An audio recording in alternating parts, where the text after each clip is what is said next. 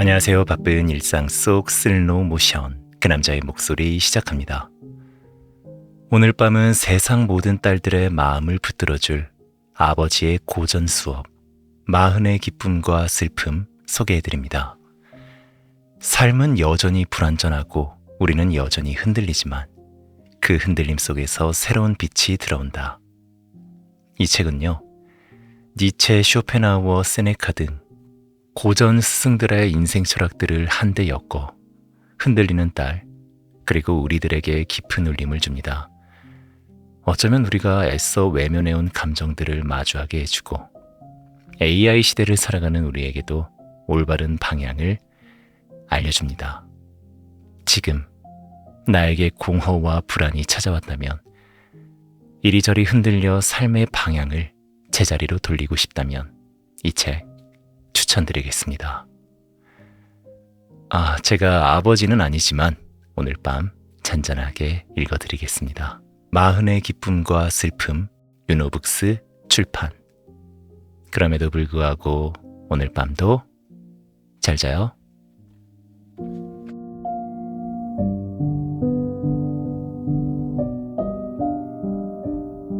호기심을 잃지 않는 어른은 늙지 않는다.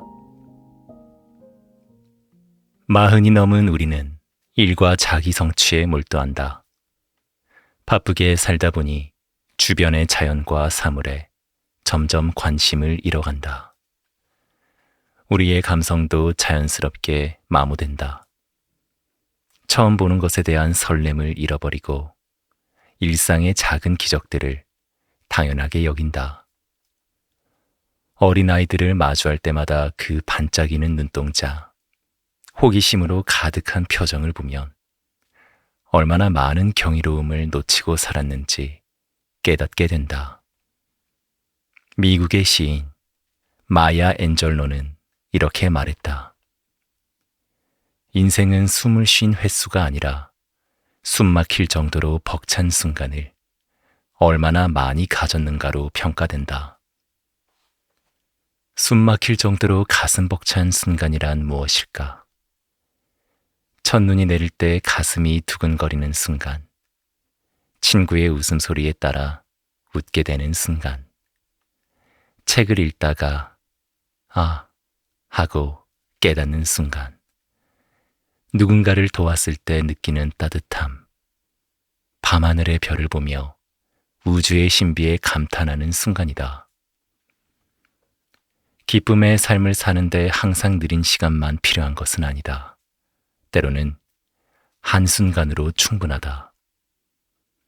감탄하고 놀라는 순간은 마치 인생의 소금처럼 삶을 더 잘 버틸 수 있도록 일상의 작은 풍미를 더한다.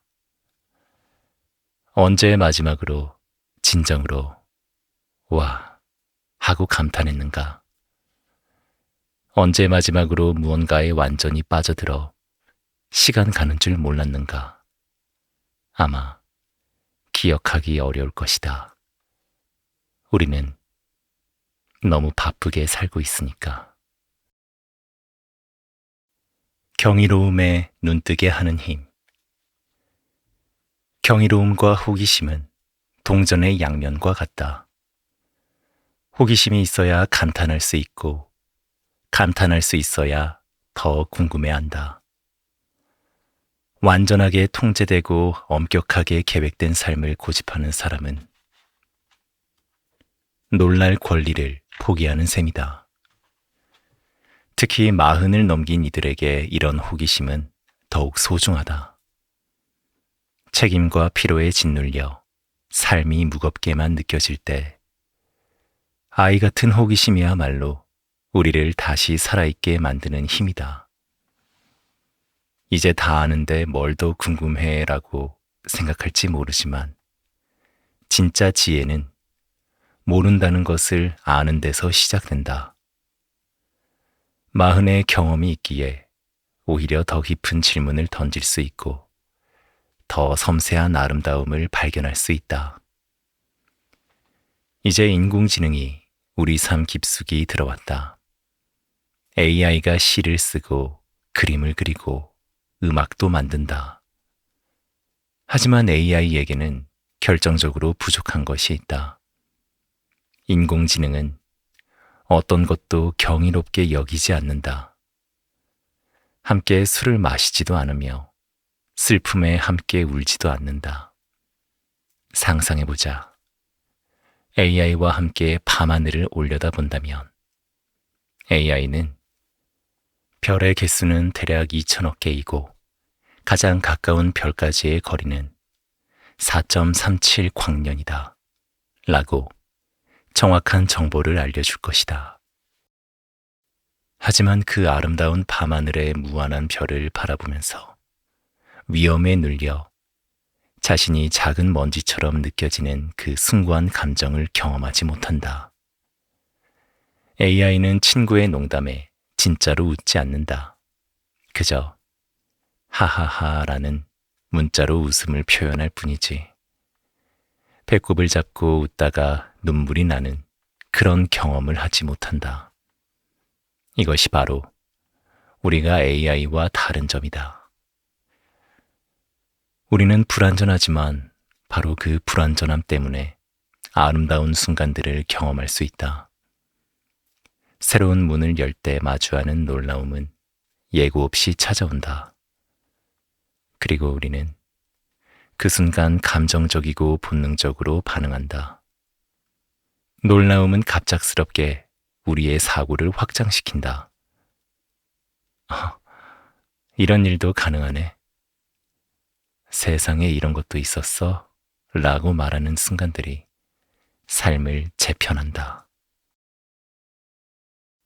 호기심은 인간을 인간답게 만든다. 사소한 놀라움도 삶을 변화시킬 수 있다.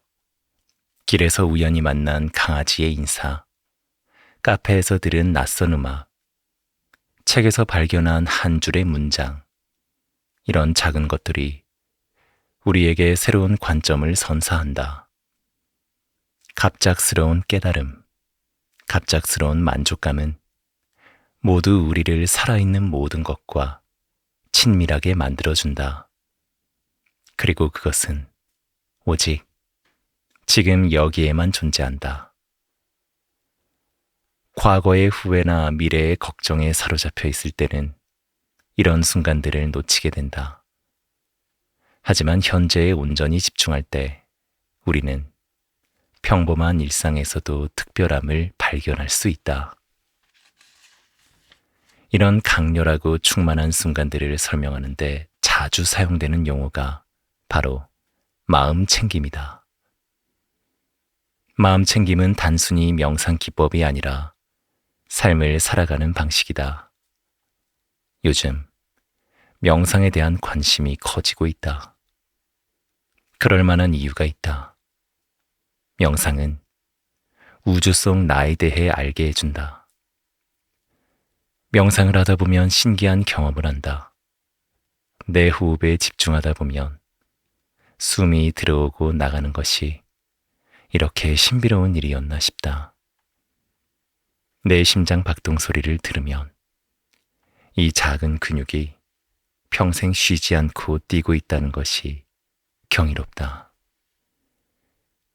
지금 여기에 있는 나 자신을 이해하는 일과 지구 생명의 긴 역사에 나를 위치시키는 일은 다른 차원의 경험이다. 하지만 둘 다 삶의 충만함을 실현하는 데 필요하다. 우리의 삶은 세 가지 시간 좌표계로 짜여 있다. 현재의 순간, 장기적 시간, 그리고 영원의 시간이다. 현재의 순간에는 지금 이 글을 읽고 있는 당신의 감정에 집중한다. 장기적 시간에서는 이 깨달음이 당신의 삶에 어떤 변화를 가져올지 생각해 본다. 영원의 시간에서는 인간이라는 존재, 우주라는 신비에 대해 사색한다. 공간도 마찬가지다. 친밀한 공간과 고결한 공간, 작은 여기의 공간과 큰 저곳의 공간 사이를 오가며 우리는 삶의 관점과 방향을 찾는다. 삶은 작은 개인인 나부터 내가 아끼는 사람들, 그리고 앞으로 만나게 되거나 만나지 못할 모든 사람에 이르는 다양한 관계의 연결망이다. 궁극적으로 선하고 의미 있는 삶은 이 모든 차원 사이에서 올바른 균형을 찾는 데 달려있다. 엔젤러의 말처럼 인생은 얼마나 오래 살았느냐가 아니라 얼마나 많은 벅찬 순간을 경험했느냐로 평가된다. 그 벅찬 순간들은 멀리 있지 않다. 바로 지금, 여기에 있다. 그것을 알아차릴 준비만 되어 있다면 말이다. 호기심을 잃지 않는다면, 아이처럼 세상을 바라볼 수 있다면, 행복은 조금씩 확실하게 증가할 것이다. 호기심을 잃지 않는 한, 삶은 나이와 상관없이 다시 살아난다.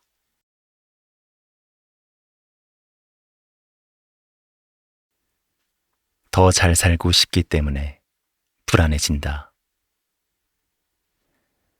아침 알람이 울리자마자 스마트폰을 확인하고 지하철에서도 계속 화면을 들여다보고 밤늦게까지 무언가를 해야 한다는 강박에 시달리는 우리의 모습을 상상해보자. 이것이 우리가 살고 있는 현실이다. 현대사회는 거대한 쳇바퀴와 같다. 우리는 더 많은 돈, 더 높은 지위, 더 큰 성공을 위해 끊임없이 달려간다. 하지만 목표를 달성해도 기쁨은 잠깐, 곧 또 다른 욕망이 고개를 든다. 이번 승진하면 행복할 거야. 이 프로젝트만 끝나면 여유로워질 거야. 라고 생각하지만 그 다음 목표가 우리를 기다리고 있다. 특히 AI 시대에 접어들면서 이런 현상은 더욱 심해졌다.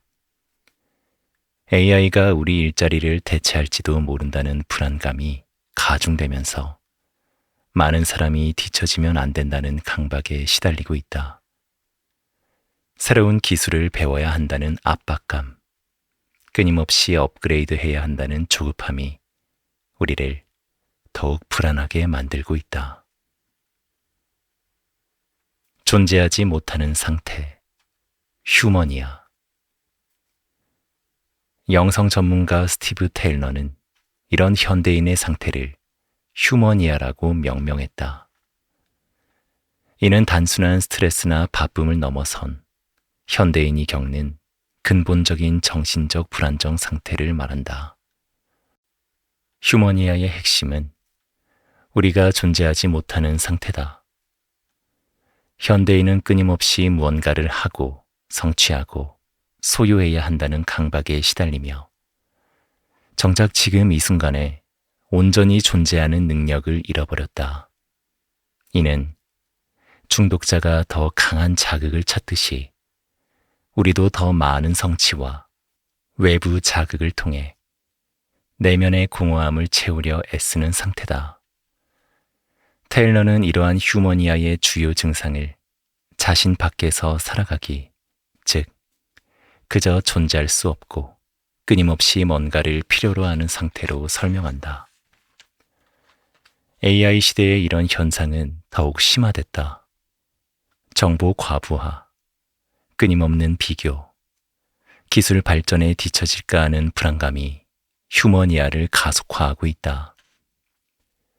정보의 홍수 속에서 우리는 끊임없이 무언가를 소비하고 있지만 정작 내면은 더욱 메말라 가고 있다.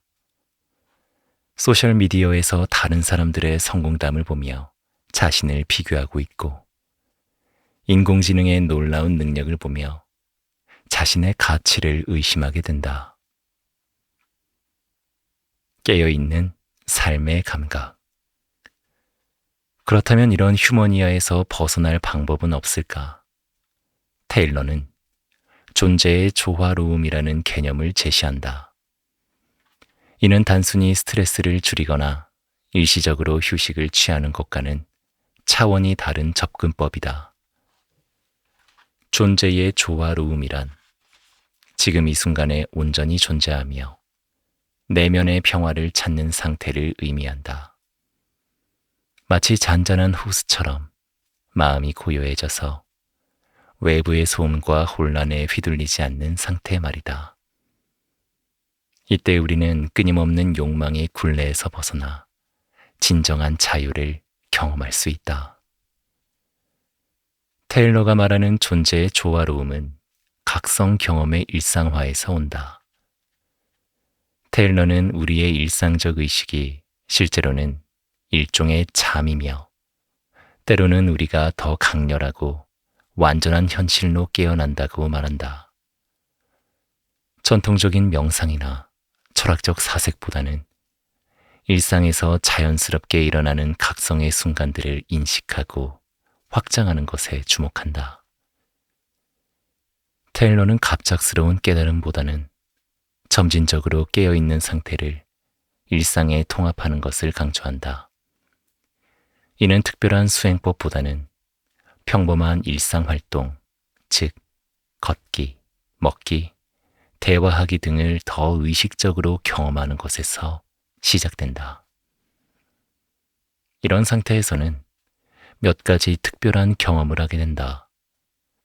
먼저 시간에 대한 인식이 바뀐다. 평소에는 시간이 없다, 빨리 해야 한다는 조급함에 시달렸다면 존재의 조화로움 속에서는 시간이 멈춘 것처럼 느껴진다. 바쁜 일상에서도 여유로움을 찾을 수 있다. 또한 자연과의 직접적 접촉에서 깊은 연결감을 느끼게 된다. 단순히 자연을 감상하는 것이 아니라 자연 속에서 자아의 경계가 사라지는 순간을 경험한다. 예술, 음악, 글쓰기 등에 완전히 몰입할 때나 타인과의 진정한 소통 순간에서도 이런 자연스러운 각성 상태를 경험할 수 있다. 평소에 나와 세상이 대립적이라는 사고에 갇혀 있었다면 각성 경험을 통해 이제는 모든 것이 하나로 연결되어 있다는 통합적 인식을 갖게 된다. 이는 경쟁과 비교에서 오는 스트레스를 자연스럽게 해소한다. 무엇보다 중요한 것은 자신의 한계를 있는 그대로 받아들이게 된다는 점이다. AI 시대의 우리는 종종 완벽해야 한다거나 모든 것을 다 알 수 있어야 한다는 압박감에 시달린다. 하지만 존재의 조화로움 속에서는 자신의 한계를 인정하고 그 안에서 최선을 다하는 것만으로도 충분하다는 평화로운 마음가짐을 갖게 된다. 이미 널리 퍼져 있는 깨어남의 중요성. 테일러가 말하는 존재의 조화로움에 대해 놀랍게도 동서양의 오랜 지혜 전통들이 비슷한 해답을 제시하고 있다. 불교에서 말하는 선정은 고요한 가운데 뚜렷이 깨어 있는 것이다. 선정은 단순한 명상 기법이 아니라 우리 마음을 현재 이 순간에 완전히 집중시켜 과거의 후회나 미래의 불안에서 벗어나게 하는 깊은 정신적 상태다. 실제로 선정을 경험해 본 사람들은 공통적으로 이런 이야기를 한다. 머릿속이 완전히 조용해졌다. 평소에는 온갖 생각이 쉴 새 없이 떠올랐는데 그 순간만큼은 완전한 고요함을 느꼈다. 이런 고요한 상태에서 우리는 삶의 본질을 더 명확하게 볼 수 있게 된다. 서구의 심리학도 불교의 지혜에서 영감을 받아 마인드풀니스라는 개념을 발전시켰다. 마인드풀니스는 지금 이 순간 일어나는 일들을 판단하지 않고 있는 그대로 관찰하는 능력을 말한다. 흥미롭게도 수많은 과학적 연구가 마인드풀니스의 효과를 입증하고 있다. 정기적으로 마인드풀니스를 실천하는 사람들은 스트레스 호르몬인 코르티솔 수치가 현저히 낮아지고 면역력이 향상되며 우울감과 불안감이 줄어든다는 결과가 나왔다. 특히 AI 시대의 마인드풀니스는 더욱 중요해졌다.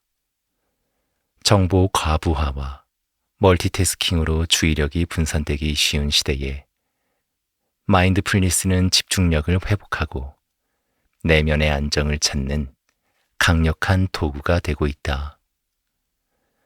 간단한 마인드풀니스 실습을 해보자.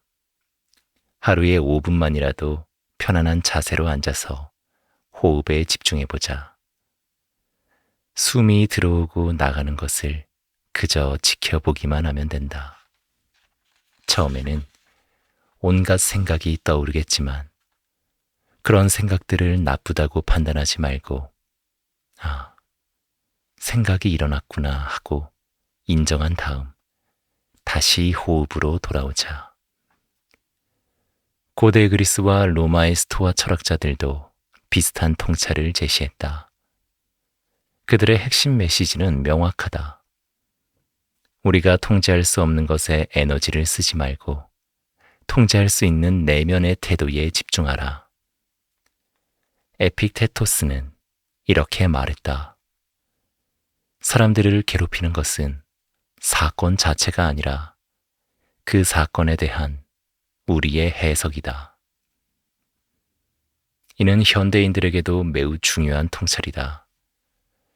AI가 일자리를 대체할지도 모른다는 불안감에 시달리는 대신 할 수 있는 것, 즉 새로운 기술을 배우거나 인간만이 할 수 있는 창의적 영역을 개발하는 데 집중하자는 것이다. 오늘 하루에 감사하기. 스토아 철학자들은 또한 감사의 중요성을 강조했다. 마르쿠스 아우렐리우스는 매일 저녁 하루를 되돌아보며 감사할 일을 찾았다고 한다. 현대인도 이를 실천할 수 있다. 잠자리에 들기 전 오늘 감사한 일 3가지를 떠올려보자. 아무리 힘들었던 하루라도 작은 감사거리를 찾다 보면 마음이 평화로워지는 것을 느낄 수 있을 것이다. 현대인이 겪는 휴머니아라는 정신적 장애는 단순한 개인적 문제가 아니다. 이는 AI 시대에 더욱 심화되는 집단적 현상이며 모두가 함께 극복해야 할 과제다. 휴머니아에서 벗어나는 길은 거창한 깨달음이나 완벽한 수행법에 있지 않다. 오히려 일상의 작은 순간들에서 시작한다. 이런 실천을 통해 우리는 AI가 가져올 변화를 두려워하기보다는 인간만이 가진 고유한 가치, 즉 의식, 창의성, 연결감, 사랑 등을 더욱 깊이 발견하고 키워갈 수 있을 것이다. 결국 테일러의 존재의 조화로움, 불교의 선정, 심리학의 마인드풀니스, 스토아 철학의 내면의 자유는 모두 하나의 목표를 향해 흐르고 있다. 바로 현재 순간에 온전히 존재하며 끊임없는 욕망과 불안으로부터 벗어나는 것이다. 접근하는 방식이나 강조점은 다를지 몰라도 이들이 추구하는 깨어있는 삶의 본질은 놀랍게도 일치한다. 휴머니아의 극복은 개인의 해방인 동시에 인류가 더 건강하고 지혜로운 문명을 만들어가는 시작점이 될 것이다. 우리 각자가 조용히 실천하는 이 작은 변화들이 모여 언젠가는 세상 전체를 더 평화롭고 의미 있는 곳으로 만들 것이다.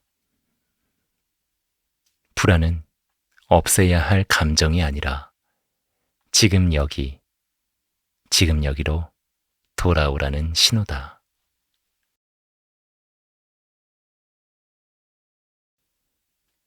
삶은 불완전하고 여전히 인생을 모르겠지만 독일의 철학자 한스 게오르크 가다머는 인간의 삶을 끝없는 이해의 여정으로 보았다. 그에게 이해란 단순히 지식을 쌓는 일이 아니라 서로 다른 세계가 만나고 부딪히며 새로운 의미를 만들어내는 과정이었다. 그는 이를 지평융합이라고 불렀다. 지평이란 세계를 바라보는 나의 시야, 곧 경험과 가치관, 해석이 교차하는 경계다. 젊은 시절의 지평은 또렷하지만 좁다. 세상을 명확히 나누고 목표를 향해 직선으로 달린다. 그러나 중년에 들어서면 삶은 더 이상 단순하지 않다. 자녀 세대의 가치관은 낯설고 부모 세대의 전통은 무겁게 다가온다. 사회는 기술의 속도로 변해가고 어제의 상식이 오늘의 구식이 된다. 직장에서 젊은 동료들의 언어를 이해하려 애쓰면서도 집으로 돌아오면 여전히 부모의 눈빛 속에 아직도 자식으로 남는다. 디지털의 냉정함과 아날로그의 온기 사이에서 과거의 자신과 현재의 자신 사이에서 흔들린다. 중년은 새로운 지평을 여는 시기. 가다머는 이 혼란을 단순한 위기로 보지 않았다. 오히려 그는 진정한 이해는 자신의 지평을 타자의 지평과 융합시킬 때 일어난다고 말했다. 서로 다른 지평이 부딪히는 그 자리에서 인간의 시야는 넓어지고 깊어진다. 중년의 위기란 좁고 단단했던 나의 세계가 무너지는 시기이자 더 넓은 지평이 열리는 문턱이다. 이 시기에 새롭게 다가오는 또 하나의 지평이 있다. 바로 시간이다. 이뤄야 할 것보다 이뤄온 것이 많아질 때 시간은 전혀 다른 얼굴을 드러낸다. 젊은 시절에는 오직 앞만 보고 달렸지만 이제는 멈출 줄 아는 용기를 배운다. 언제까지보다 어떻게, 얼마나 오래보다 얼마나 깊게가 중요한 시점. 그것이 중년의 시간이다. 남은 생이 얼마 되지 않았다는 초조함이 몰려올 때마다 나는 스스로에게 묻는다. 오늘은 얼마나 충만했는가? 그 질문 앞에서 시간은 나를 자유롭게 한다. 인생은 길이로 평가되지 않는다.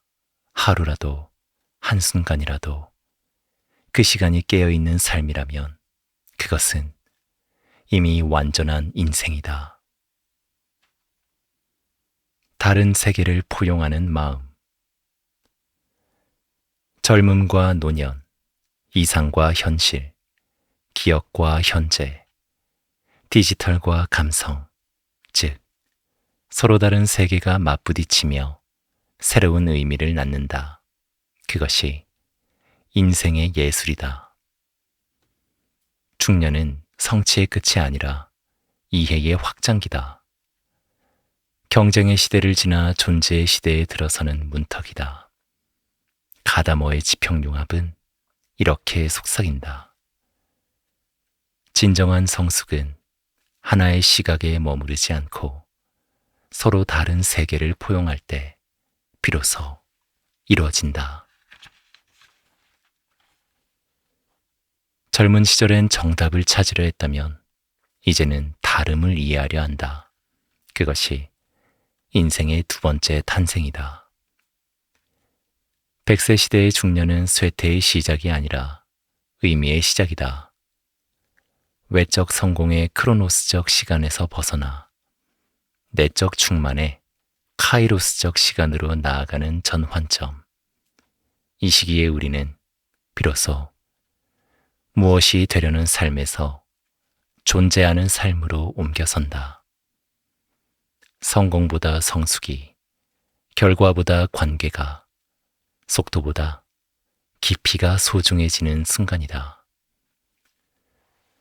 삶은 여전히 불완전하고 우리는 여전히 흔들리지만 그 흔들림 속에서 새로운 빛이 들어온다. 지평은 멀리 있지만 그 너머로 나아가려는 마음이 있다면 인생은 언제나 새로워질 수 있다. 중년은 그 마음을 품을 수 있는 나이이며 그때 비로소 우리는 알게 된다. 시간은 흘러가는 것이 아니라 채워가는 것임을. 성숙이란 하나의 시각을 고수하는 것이 아니라 다름을 품을 수 있을 만큼 시야가 넓어지는 일이다. 마흔부터는 자기 자신을 단단하게 사랑하라. 행복하기를 원하는가? 행복은 무엇보다도 자기 자신을 사랑하는 것이다. 세상에 하나뿐인 나를 사랑하는 것이다. 누구나 이렇게 쉽게 말하지만 진정으로 자기를 사랑하기는 결코 쉽지 않다. 우리는 현재의 상황에 불만족하고 다른 이들과 비교하며 자신을 비하하고 우리에게 주어지지 않은 것들에 대해 끊임없이 불평한다. 그렇게 자기 사랑과 점점 멀어진다. 자기 사랑은 이기적인 것이 아니다. 자신을 돌보고 사랑하지 못하는 사람은 다른 사람도 돌보고 사랑할 수 없다. 예수는 내 이웃을 내 몸과 같이 사랑하라고 가르쳤다. 이 말은 자기 긍정과 타인 긍정의 삶을 함께 살라는 뜻이다.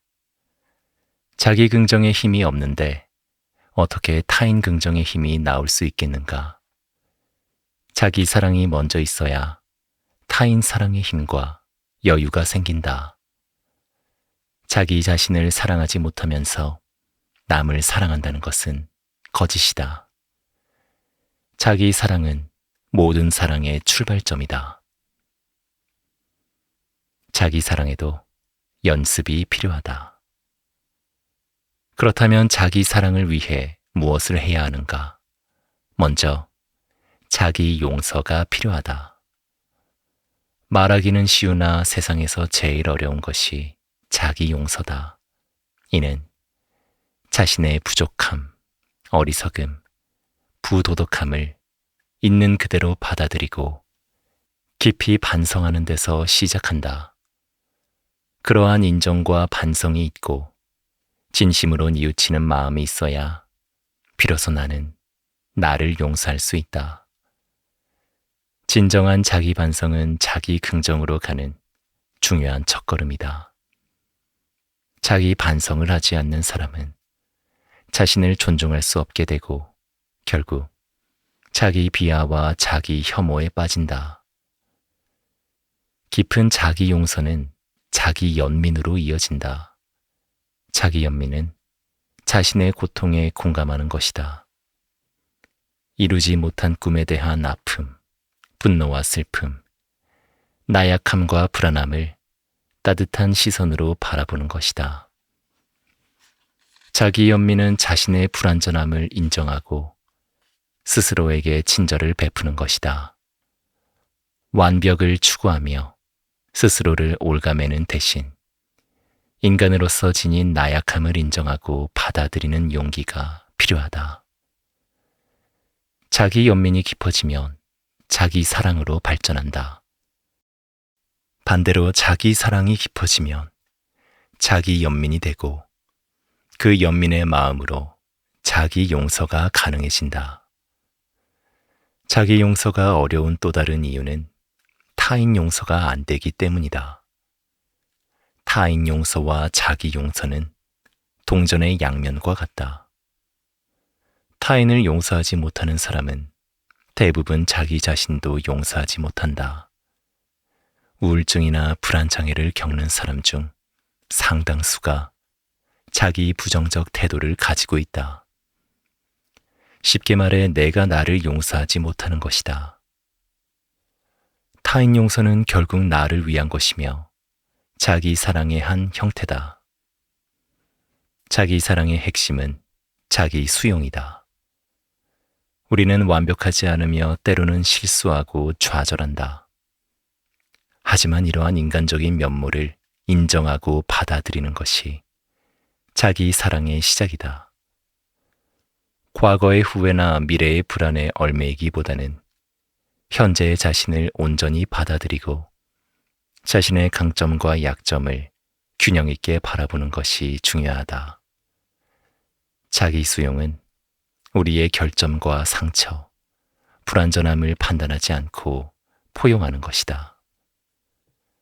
우리의 고유한 이야기와 경험, 여정을 존중하는 것이다. 많은 사람이 만약 그러했더라면, 다른 상황이었더라면 같은 가정적 사고에 빠져 현재를 놓친다.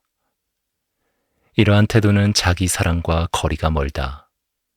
자기 사랑은 지금 이 순간, 지금 있는 그대로의 나를 사랑하는 것이다. 자신의 능력이나 가능성 때문이 아니라 그저 내가 나이기 때문에 사랑하는 것이다. 사랑받을 만한 자격이 따로 필요한 것이 아니다. 자기 사랑은 어떻게 행복으로 연결되는가? 자기 사랑은 능동적인 선택이다. 우리는 매 순간 선택의 기로에 서 있으며 어떤 선택을 하느냐에 따라 삶의 방향이 달라진다. 자신의 가치관과 목표를 명확히 하고 그에 따라 행동하는 것은 자기 사랑의 실천이다. 또한 자신의 선택에 책임을 지는 자세는 자기 존중을 높여준다. 실패를 두려워하지 않고 새로운 도전을 통해 성장하며 스스로를 격려하는 과정이 진정한 자기 사랑이다. 자기 사랑은 또한 현재에 깨어 있는 것을 의미한다. 과거의 후회나 미래의 불안에 사로잡히지 않고 지금 이 순간을 온전히 경험하는 것이다. 특히 40 이후 인생의 위기를 맞은 중년이라면 더욱 그렇다. 지난 시간에 대한 후회로 오늘을 낭비하지 말라. 그때 그렇게 하지 말았어야 했는데 다르게 선택했더라면 이라는 생각으로 귀중한 시간을 허비하지 말라. 과거는 바꿀 수 없지만 오늘을 바꿀 수 있다. 하루하루를 재미있게 살아가려 애쓰고 작은 희망이라도 붙잡고 어떻게든 살아가려 발버둥치다 보면 신기하게도 막다른 곳에서 길이 보인다. 마법처럼 세상이 열린다. 이것은 희망 고문이 아니라 수많은 사람이 경험한 삶의 진실이다. 포기하지 않고 자기 자신을 사랑하며 오늘을 살아내는 사람에게 인생은 반드시 새로운 문을 열어준다. 이 짧은 순간순간들이 이어져 인생이 된다. 당신은 지금 이 소중한 순간을 불안해하고 조바심 치느라 놓치고 있지는 않은가? 스스로를 사랑하는 사람이 타인을 사랑할 수 있다. 자기 사랑이 깊어질 때 비로소 타인 사랑이 가능해진다. 자기 사랑의 그릇이 채워져야 그 넘치는 사랑으로 타인을 사랑할 수 있다. 자기 사랑 없이 타인을 사랑한다는 것은 밑 빠진 독에 물 붓기와 같다. 자기 자신에게 먼저 연민과 친절을 베풀 수 있을 때 타인에게도 진정한 연민과 친절을 베풀 수 있다. 자기 사랑은 이기심이 아니라 건강한 타인 사랑의 조건이다. 결국 자기 행복은 자기 사랑에서 비롯된다. 행복은 외부 조건이 아니라 내면적 태도에 달려 있다. 우리가 우리 자신을 사랑하고 받아들일 때 비로소 진정한 행복의 문이 열린다. 우리는 매일을 행복하게 살아야 한다. 언제 끝날지 모르는 시간이기에 지금 이 순간이 소중하다. 인생의 마지막 순간까지 함께할 사람은 가족도 배우자도 친구도 아니다. 아무리 사랑하는 사람이라도 내 아픔을 대신 감당해 줄 수는 없다. 결국 내 몸의 아픔을 견뎌내고 내 마음의 상처를 치유할 사람은 나 자신뿐이다. 그렇기에 나 자신을 아끼고 사랑해야 한다. 세상에 하나뿐인 나 사랑하기를 매일 실천하자. 작은 것에도 감사하고 나를 챙기고 보듬어 주자. 자기 행복은 멀리 있지 않다. 바로 내가 세상에 하나뿐인 나 자신을 사랑할 때 시작된다.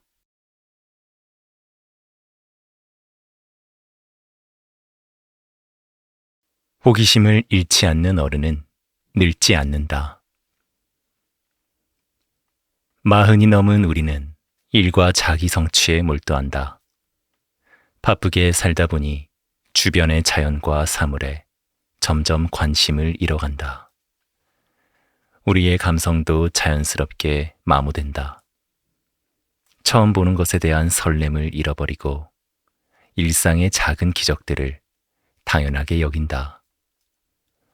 어린아이들을 마주할 때마다 그 반짝이는 눈동자, 호기심으로 가득한 표정을 보면 얼마나 많은 경이로움을 놓치고 살았는지 깨닫게 된다. 미국의 시인 마야 앤젤로는 이렇게 말했다. 인생은 숨을 쉰 횟수가 아니라 숨 막힐 정도로 벅찬 순간을 얼마나 많이 가졌는가로 평가된다. 숨 막힐 정도로 가슴 벅찬 순간이란 무엇일까? 첫눈이 내릴 때 가슴이 두근거리는 순간, 친구의 웃음소리에 따라 웃게 되는 순간, 책을 읽다가 아 하고 깨닫는 순간, 누군가를 도왔을 때 느끼는 따뜻함, 밤하늘의 별을 보며 우주의 신비에 감탄하는 순간이다. 기쁨의 삶을 사는데 항상 느린 시간만 필요한 것은 아니다. 때로는 한순간으로 충분하다.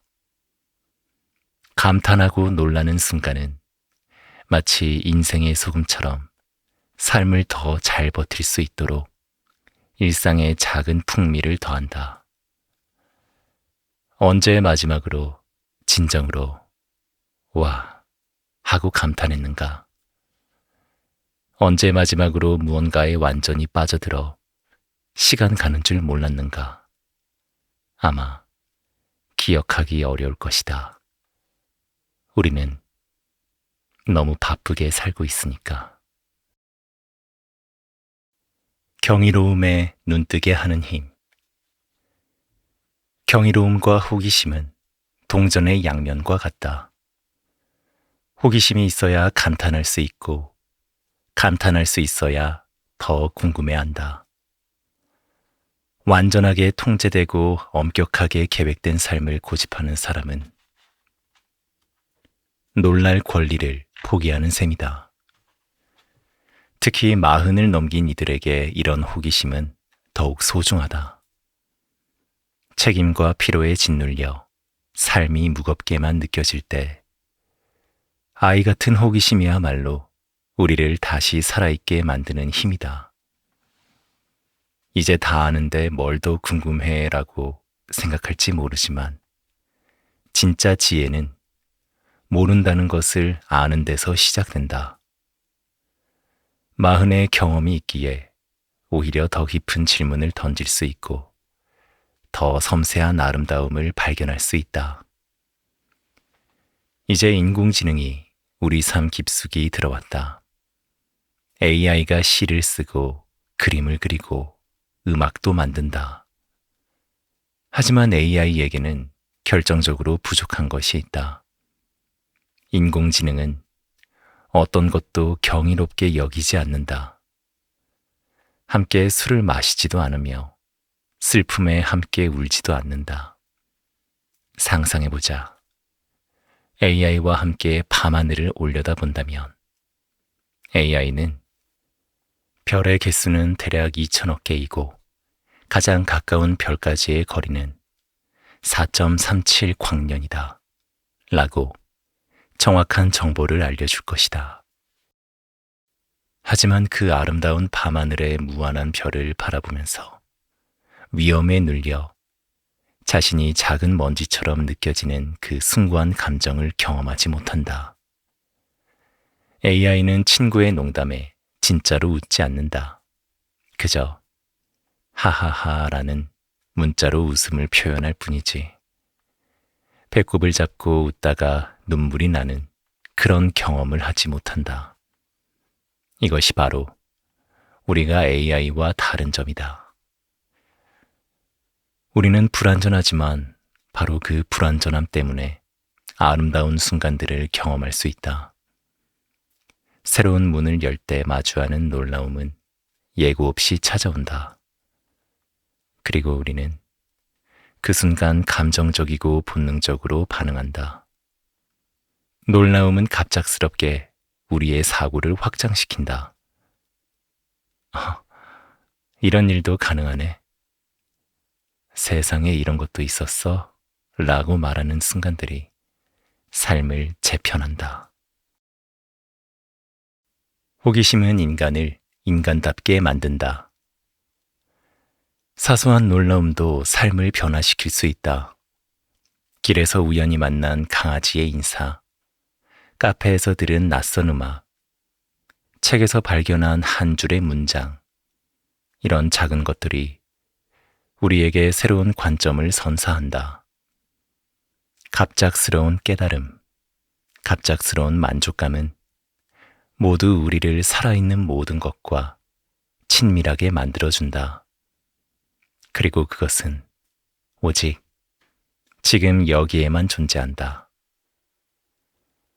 과거의 후회나 미래의 걱정에 사로잡혀 있을 때는 이런 순간들을 놓치게 된다. 하지만 현재에 온전히 집중할 때 우리는 평범한 일상에서도 특별함을 발견할 수 있다. 이런 강렬하고 충만한 순간들을 설명하는데 자주 사용되는 용어가 바로 마음 챙김이다. 마음 챙김은 단순히 명상 기법이 아니라 삶을 살아가는 방식이다. 요즘 명상에 대한 관심이 커지고 있다. 그럴 만한 이유가 있다. 명상은 우주 속 나에 대해 알게 해준다. 명상을 하다 보면 신기한 경험을 한다. 내 호흡에 집중하다 보면 숨이 들어오고 나가는 것이 이렇게 신비로운 일이었나 싶다. 내 심장 박동 소리를 들으면 이 작은 근육이 평생 쉬지 않고 뛰고 있다는 것이 경이롭다. 지금 여기에 있는 나 자신을 이해하는 일과 지구 생명의 긴 역사에 나를 위치시키는 일은 다른 차원의 경험이다. 하지만 둘 다 삶의 충만함을 실현하는 데 필요하다. 우리의 삶은 세 가지 시간 좌표계로 짜여 있다. 현재의 순간, 장기적 시간, 그리고 영원의 시간이다.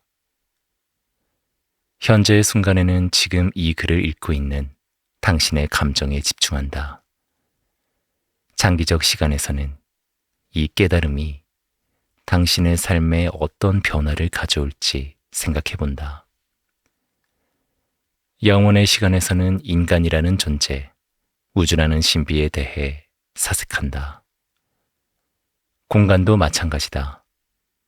친밀한 공간과 고결한 공간, 작은 여기의 공간과 큰 저곳의 공간 사이를 오가며 우리는 삶의 관점과 방향을 찾는다.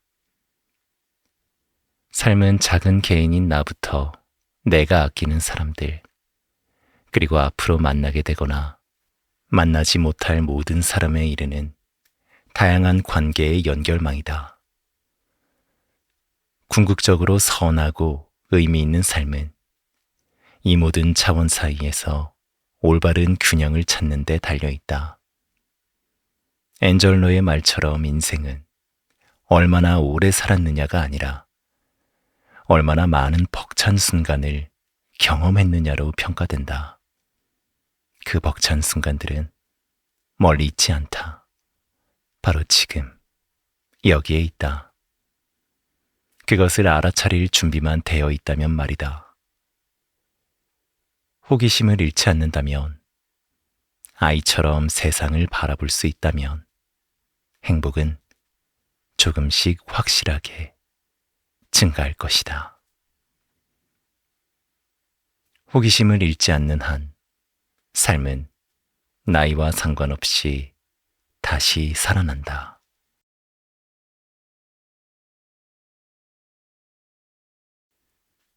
더 잘 살고 싶기 때문에 불안해진다. 아침 알람이 울리자마자 스마트폰을 확인하고 지하철에서도 계속 화면을 들여다보고 밤늦게까지 무언가를 해야 한다는 강박에 시달리는 우리의 모습을 상상해보자. 이것이 우리가 살고 있는 현실이다. 현대사회는 거대한 쳇바퀴와 같다. 우리는 더 많은 돈, 더 높은 지위, 더 큰 성공을 위해 끊임없이 달려간다. 하지만 목표를 달성해도 기쁨은 잠깐, 곧 또 다른 욕망이 고개를 든다. 이번 승진하면 행복할 거야. 이 프로젝트만 끝나면 여유로워질 거야. 라고 생각하지만 그 다음 목표가 우리를 기다리고 있다. 특히 AI 시대에 접어들면서 이런 현상은 더욱 심해졌다. AI가 우리 일자리를 대체할지도 모른다는 불안감이 가중되면서 많은 사람이 뒤처지면 안 된다는 강박에 시달리고 있다. 새로운 기술을 배워야 한다는 압박감, 끊임없이 업그레이드해야 한다는 조급함이 우리를 더욱 불안하게 만들고 있다. 존재하지 못하는 상태, 휴머니아. 영성 전문가 스티브 테일러는 이런 현대인의 상태를 휴머니아라고 명명했다. 이는 단순한 스트레스나 바쁨을 넘어선 현대인이 겪는 근본적인 정신적 불안정 상태를 말한다. 휴머니아의 핵심은 우리가 존재하지 못하는 상태다. 현대인은 끊임없이 무언가를 하고 성취하고 소유해야 한다는 강박에 시달리며 정작 지금 이 순간에 온전히 존재하는 능력을 잃어버렸다. 이는 중독자가 더 강한 자극을 찾듯이 우리도 더 많은 성취와 외부 자극을 통해 내면의 공허함을 채우려 애쓰는 상태다. 테일러는 이러한 휴머니아의 주요 증상을 자신 밖에서 살아가기, 즉 그저 존재할 수 없고 끊임없이 뭔가를 필요로 하는 상태로 설명한다. AI 시대의 이런 현상은 더욱 심화됐다. 정보 과부하, 끊임없는 비교, 기술 발전에 뒤처질까 하는 불안감이 휴머니아를 가속화하고 있다. 정보의 홍수 속에서 우리는 끊임없이 무언가를 소비하고 있지만 정작 내면은 더욱 메말라 가고 있다. 소셜미디어에서 다른 사람들의 성공담을 보며 자신을 비교하고 있고 인공지능의 놀라운 능력을 보며 자신의 가치를 의심하게 된다. 깨어있는 삶의 감각. 그렇다면 이런 휴머니아에서 벗어날 방법은 없을까? 테일러는 존재의 조화로움이라는 개념을 제시한다. 이는 단순히 스트레스를 줄이거나 일시적으로 휴식을 취하는 것과는 차원이 다른 접근법이다. 존재의 조화로움이란 지금 이 순간에 온전히 존재하며 내면의 평화를 찾는 상태를 의미한다. 마치 잔잔한 호수처럼 마음이 고요해져서 외부의 소음과 혼란에 휘둘리지 않는 상태 말이다. 이때 우리는 끊임없는 욕망의 굴레에서 벗어나 진정한 자유를 경험할 수 있다. 테일러가 말하는 존재의 조화로움은 각성 경험의 일상화에서 온다. 테일러는 우리의 일상적 의식이 실제로는 일종의 잠이며 때로는 우리가 더 강렬하고 완전한 현실로 깨어난다고 말한다. 전통적인 명상이나 철학적 사색보다는 일상에서 자연스럽게 일어나는 각성의 순간들을 인식하고 확장하는 것에 주목한다. 테일러는 갑작스러운 깨달음보다는 점진적으로 깨어있는 상태를 일상에 통합하는 것을 강조한다. 이는 특별한 수행법보다는 평범한 일상활동, 즉 걷기, 먹기, 대화하기 등을 더 의식적으로 경험하는 것에서 시작된다. 이런 상태에서는 몇 가지 특별한 경험을 하게 된다. 먼저 시간에 대한 인식이 바뀐다. 평소에는 시간이 없다, 빨리 해야 한다는 조급함에 시달렸다면 존재의 조화로움 속에서는 시간이 멈춘 것처럼 느껴진다. 바쁜 일상에서도 여유로움을 찾을 수 있다. 또한 자연과의 직접적 접촉에서 깊은 연결감을 느끼게 된다. 단순히 자연을 감상하는 것이 아니라 자연 속에서 자아의 경계가 사라지는 순간을 경험한다. 예술, 음악, 글쓰기 등에 완전히 몰입할 때나 타인과의 진정한 소통 순간에서도 이런 자연스러운 각성 상태를 경험할 수 있다. 평소에 나와 세상이 대립적이라는 사고에 갇혀 있었다면 각성 경험을 통해 이제는 모든 것이 하나로 연결되어 있다는 통합적 인식을 갖게 된다. 이는 경쟁과 비교에서 오는 스트레스를 자연스럽게 해소한다. 무엇보다 중요한 것은 자신의 한계를 있는 그대로 받아들이게 된다는 점이다. AI 시대의 우리는 종종 완벽해야 한다거나 모든 것을 다 알 수 있어야 한다는 압박감에 시달린다. 하지만 존재의 조화로움 속에서는 자신의 한계를 인정하고 그 안에서 최선을 다하는 것만으로도 충분하다는 평화로운 마음가짐을 갖게 된다. 이미 널리 퍼져 있는 깨어남의 중요성. 테일러가 말하는 존재의 조화로움에 대해 놀랍게도 동서양의 오랜 지혜 전통들이 비슷한 해답을 제시하고 있다. 불교에서 말하는 선정은 고요한 가운데 뚜렷이 깨어 있는 것이다. 선정은 단순한 명상 기법이 아니라 우리 마음을 현재 이 순간에 완전히 집중시켜 과거의 후회나 미래의 불안에서 벗어나게 하는 깊은 정신적 상태다. 실제로 선정을 경험해 본 사람들은 공통적으로 이런 이야기를 한다. 머릿속이 완전히 조용해졌다. 평소에는 온갖 생각이 쉴 새 없이 떠올랐는데 그 순간만큼은 완전한 고요함을 느꼈다. 이런 고요한 상태에서 우리는 삶의 본질을 더 명확하게 볼 수 있게 된다. 서구의 심리학도 불교의 지혜에서 영감을 받아 마인드풀니스라는 개념을 발전시켰다. 마인드풀니스는 지금 이 순간 일어나는 일들을 판단하지 않고 있는 그대로 관찰하는 능력을 말한다. 흥미롭게도 수많은 과학적 연구가 마인드풀니스의 효과를 입증하고 있다.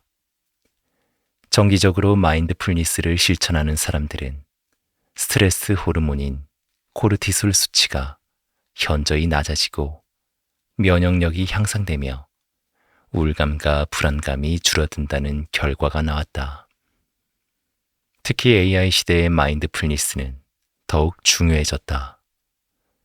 정보 과부하와 멀티태스킹으로 주의력이 분산되기 쉬운 시대에 마인드풀니스는 집중력을 회복하고 내면의 안정을 찾는 강력한 도구가 되고 있다.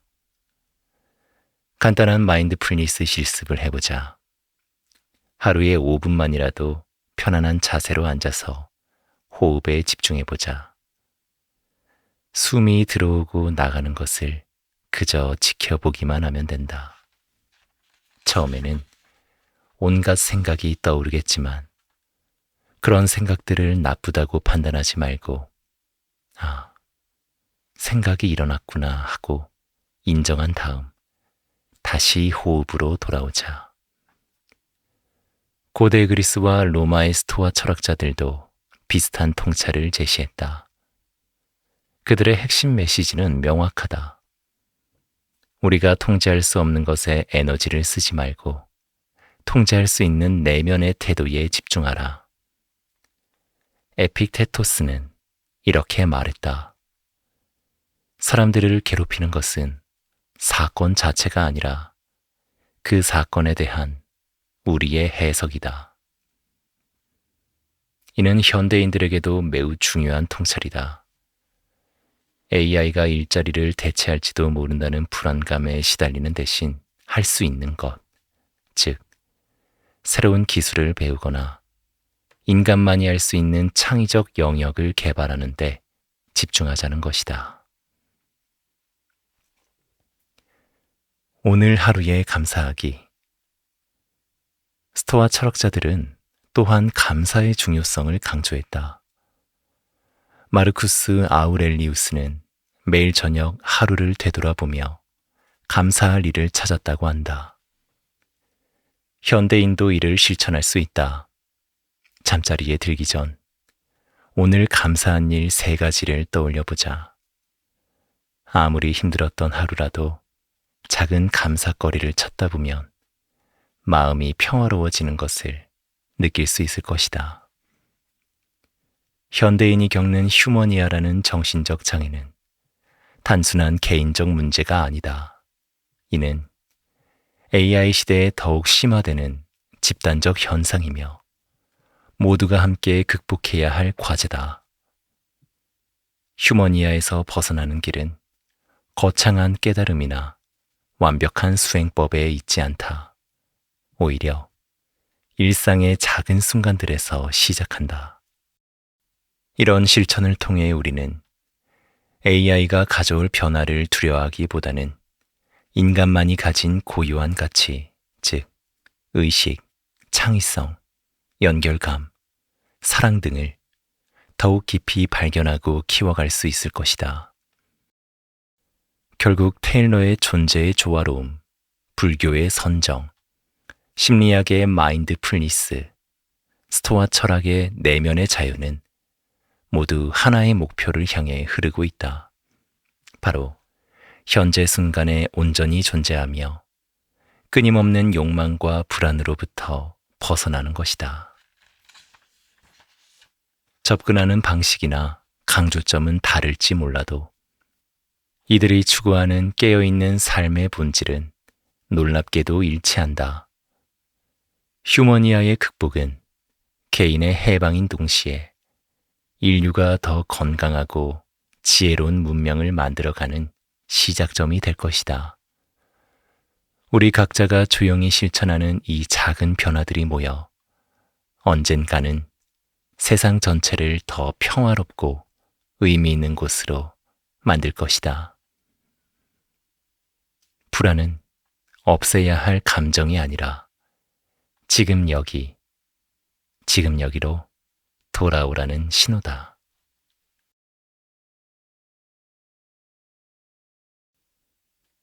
삶은 불완전하고 여전히 인생을 모르겠지만 독일의 철학자 한스 게오르크 가다머는 인간의 삶을 끝없는 이해의 여정으로 보았다. 그에게 이해란 단순히 지식을 쌓는 일이 아니라 서로 다른 세계가 만나고 부딪히며 새로운 의미를 만들어내는 과정이었다. 그는 이를 지평융합이라고 불렀다. 지평이란 세계를 바라보는 나의 시야, 곧 경험과 가치관, 해석이 교차하는 경계다. 젊은 시절의 지평은 또렷하지만 좁다. 세상을 명확히 나누고 목표를 향해 직선으로 달린다. 그러나 중년에 들어서면 삶은 더 이상 단순하지 않다. 자녀 세대의 가치관은 낯설고 부모 세대의 전통은 무겁게 다가온다. 사회는 기술의 속도로 변해가고 어제의 상식이 오늘의 구식이 된다. 직장에서 젊은 동료들의 언어를 이해하려 애쓰면서도 집으로 돌아오면 여전히 부모의 눈빛 속에 아직도 자식으로 남는다. 디지털의 냉정함과 아날로그의 온기 사이에서 과거의 자신과 현재의 자신 사이에서 흔들린다. 중년은 새로운 지평을 여는 시기. 가다머는 이 혼란을 단순한 위기로 보지 않았다. 오히려 그는 진정한 이해는 자신의 지평을 타자의 지평과 융합시킬 때 일어난다고 말했다. 서로 다른 지평이 부딪히는 그 자리에서 인간의 시야는 넓어지고 깊어진다. 중년의 위기란 좁고 단단했던 나의 세계가 무너지는 시기이자 더 넓은 지평이 열리는 문턱이다. 이 시기에 새롭게 다가오는 또 하나의 지평이 있다. 바로 시간이다. 이뤄야 할 것보다 이뤄온 것이 많아질 때 시간은 전혀 다른 얼굴을 드러낸다.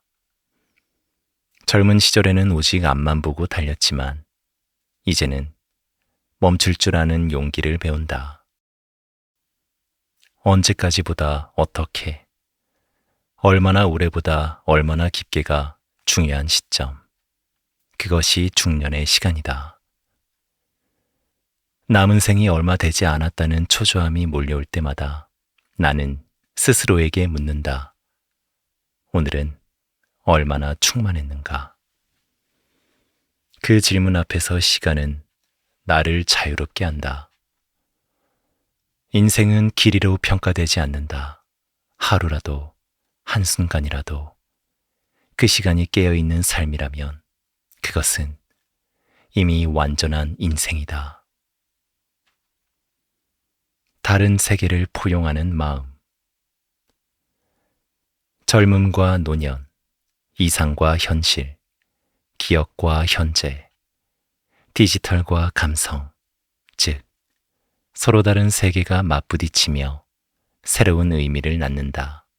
그것이 인생의 예술이다. 중년은 성취의 끝이 아니라 이해의 확장기다. 경쟁의 시대를 지나 존재의 시대에 들어서는 문턱이다. 가다머의 지평융합은 이렇게 속삭인다. 진정한 성숙은 하나의 시각에 머무르지 않고 서로 다른 세계를 포용할 때 비로소 이루어진다. 젊은 시절엔 정답을 찾으려 했다면 이제는 다름을 이해하려 한다. 그것이 인생의 두 번째 탄생이다. 100세 시대의 중년은 쇠퇴의 시작이 아니라 의미의 시작이다. 외적 성공의 크로노스적 시간에서 벗어나 내적 충만의 카이로스적 시간으로 나아가는 전환점. 이 시기에 우리는 비로소 무엇이 되려는 삶에서 존재하는 삶으로 옮겨선다. 성공보다 성숙이, 결과보다 관계가, 속도보다 깊이가 소중해지는 순간이다.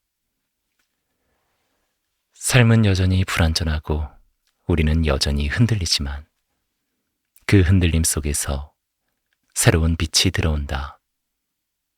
지평은 멀리 있지만 그 너머로 나아가려는 마음이 있다면 인생은 언제나 새로워질 수 있다. 중년은 그 마음을 품을 수 있는 나이이며 그때 비로소 우리는 알게 된다.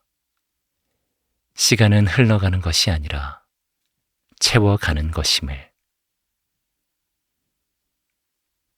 성숙이란 하나의 시각을 고수하는 것이 아니라 다름을 품을 수 있을 만큼 시야가 넓어지는 일이다. 마흔부터는 자기 자신을 단단하게 사랑하라. 행복하기를 원하는가? 행복은 무엇보다도 자기 자신을 사랑하는 것이다. 세상에 하나뿐인 나를 사랑하는 것이다.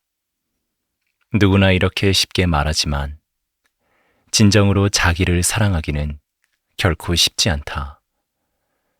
우리는 현재의 상황에 불만족하고 다른 이들과 비교하며 자신을 비하하고 우리에게 주어지지 않은 것들에 대해 끊임없이 불평한다.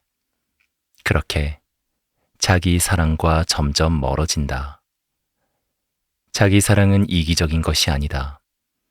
자신을 돌보고 사랑하지 못하는 사람은 다른 사람도 돌보고 사랑할 수 없다.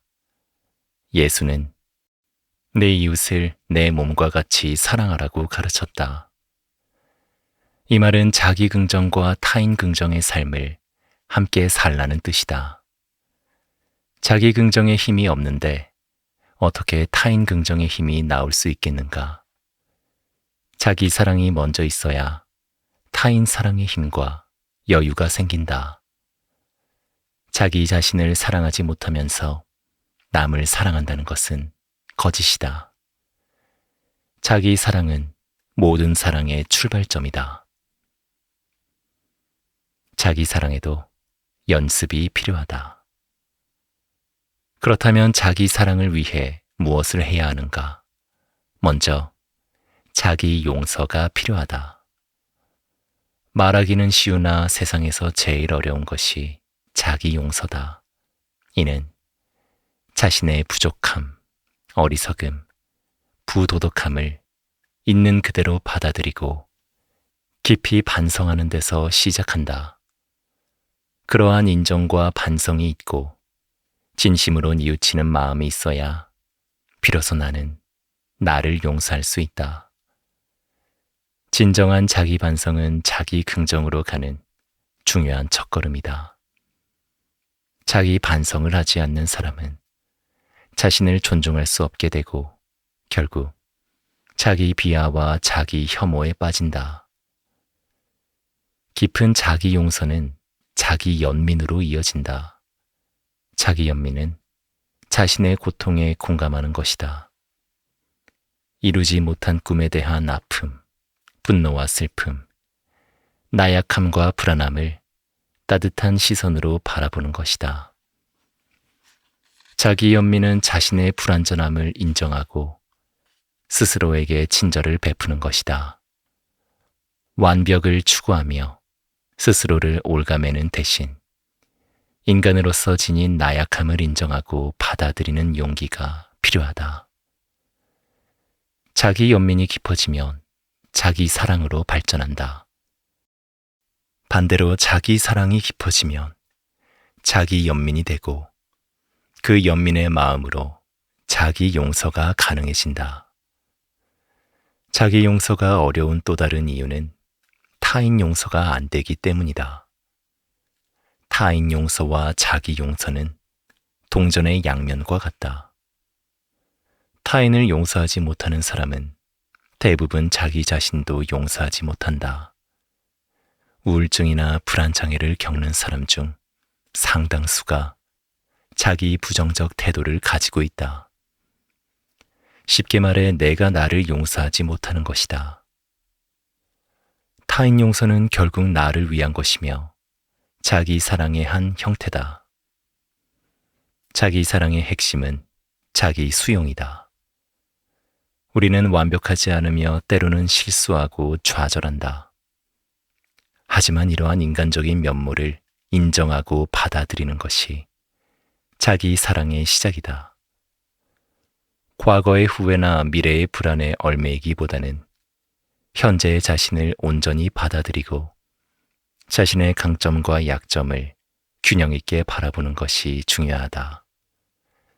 자기 수용은 우리의 결점과 상처, 불완전함을 판단하지 않고 포용하는 것이다. 우리의 고유한 이야기와 경험, 여정을 존중하는 것이다. 많은 사람이 만약 그러했더라면, 다른 상황이었더라면, 같은 가정적 사고에 빠져 현재를 놓친다. 이러한 태도는 자기 사랑과 거리가 멀다.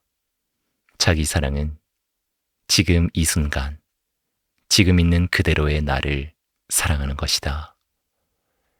자신의 능력이나 가능성 때문이 아니라 그저 내가 나이기 때문에 사랑하는 것이다. 사랑받을 만한 자격이 따로 필요한 것이 아니다. 자기 사랑은 어떻게 행복으로 연결되는가? 자기 사랑은 능동적인 선택이다. 우리는 매 순간 선택의 기로에 서 있으며 어떤 선택을 하느냐에 따라 삶의 방향이 달라진다.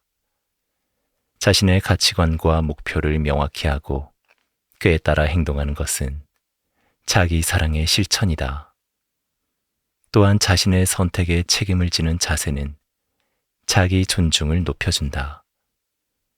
실패를 두려워하지 않고 새로운 도전을 통해 성장하며 스스로를 격려하는 과정이 진정한 자기 사랑이다.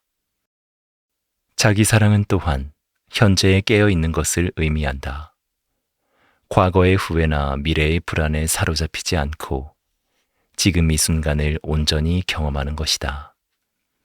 특히 40 이후 인생의 위기를 맞은 중년이라면 더욱 그렇다. 지난 시간에 대한 후회로 오늘을 낭비하지 말라. 그때 그렇게 하지 말았어야 했는데 다르게 선택했더라면 이라는 생각으로 귀중한 시간을 허비하지 말라. 과거는 바꿀 수 없지만 오늘을 바꿀 수 있다. 하루하루를 재미있게 살아가려 애쓰고 작은 희망이라도 붙잡고 어떻게든 살아가려 발버둥치다 보면 신기하게도 막다른 곳에서 길이 보인다. 마법처럼 세상이 열린다. 이것은 희망 고문이 아니라 수많은 사람이 경험한 삶의 진실이다. 포기하지 않고 자기 자신을 사랑하며 오늘을 살아내는 사람에게 인생은 반드시 새로운 문을 열어준다. 이 짧은 순간순간들이 이어져 인생이 된다. 당신은 지금 이 소중한 순간을 불안해하고 조바심 치느라 놓치고 있지는 않은가? 스스로를 사랑하는 사람이 타인을 사랑할 수 있다. 자기 사랑이 깊어질 때 비로소 타인 사랑이 가능해진다. 자기 사랑의 그릇이 채워져야 그 넘치는 사랑으로 타인을 사랑할 수 있다. 자기 사랑 없이 타인을 사랑한다는 것은 밑 빠진 독에 물 붓기와 같다. 자기 자신에게 먼저 연민과 친절을 베풀 수 있을 때 타인에게도 진정한 연민과 친절을 베풀 수 있다. 자기 사랑은 이기심이 아니라 건강한 타인 사랑의 조건이다. 결국 자기 행복은 자기 사랑에서 비롯된다. 행복은 외부 조건이 아니라 내면적 태도에 달려 있다. 우리가 우리 자신을 사랑하고 받아들일 때 비로소 진정한 행복의 문이 열린다. 우리는 매일을 행복하게 살아야 한다. 언제 끝날지 모르는 시간이기에 지금 이 순간이 소중하다. 인생의 마지막 순간까지 함께할 사람은 가족도 배우자도 친구도 아니다. 아무리 사랑하는 사람이라도 내 아픔을 대신 감당해 줄 수는 없다. 결국 내 몸의 아픔을 견뎌내고 내 마음의 상처를 치유할 사람은 나 자신뿐이다. 그렇기에 나 자신을 아끼고 사랑해야 한다. 세상에 하나뿐인 나 사랑하기를 매일 실천하자. 작은 것에도 감사하고 나를 챙기고 보듬어 주자. 자기 행복은 멀리 있지 않다.